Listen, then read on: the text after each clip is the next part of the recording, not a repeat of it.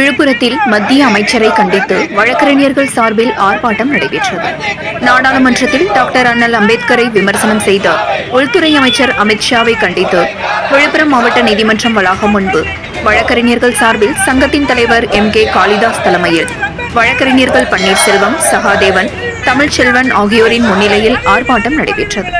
இந்த ஆர்ப்பாட்டத்தில் வழக்கறிஞர்கள் பிரின்ஸ் சோமு, பார்த்திபன், ராஜா, சங்கரன், லெனின், விஜய், அகத்தியன், கோபிநாத், கந்தன், ஐயனாரப்பன், சங்கீத் குமார், ராஜேஷ்குமார், தளபதி சுரேஷ், விக்கி, ராஜசேகர் மற்றும் 100க்கும் மேற்பட்டோர் வழக்கறிஞர்கள் ஆர்ப்பாட்டத்தில் ஈடுபட்டனர். 7 கிரீன் நியூஸ் செய்திகளுக்காக விழுப்புரம் மாவட்ட செய்தியாளர் எஸ். கலைக்குமார்.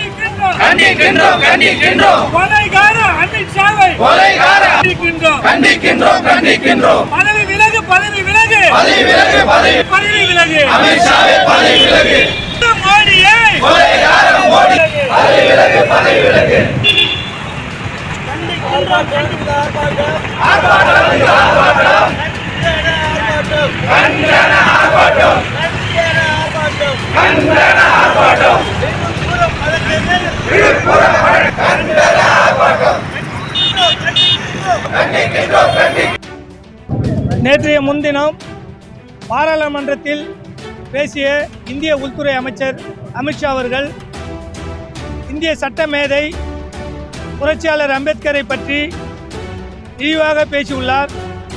அதனை கண்டிக்கும் விதமாக விழுப்புரம் வழக்கறிஞர்கள் நாங்கள் கண்டன ஆர்ப்பாட்டம் செய்துள்ளோம். அமித்ஷா அவர்கள் பதவி விலக வேண்டும். பதவி விலகுவதோடு மட்டுமின்றி பகிரங்க மன்னிப்பு கோர வேண்டும். அதுவரை வழக்கறிஞர் போராட்டம் தொடரும். மன்னிப்பு கோரும் வரையும், பதவி விலகும் வரையும் எங்கள் போராட்டம் தொடரும் என்பதை பணிவுடன் தெரிவிக்கிறேன்.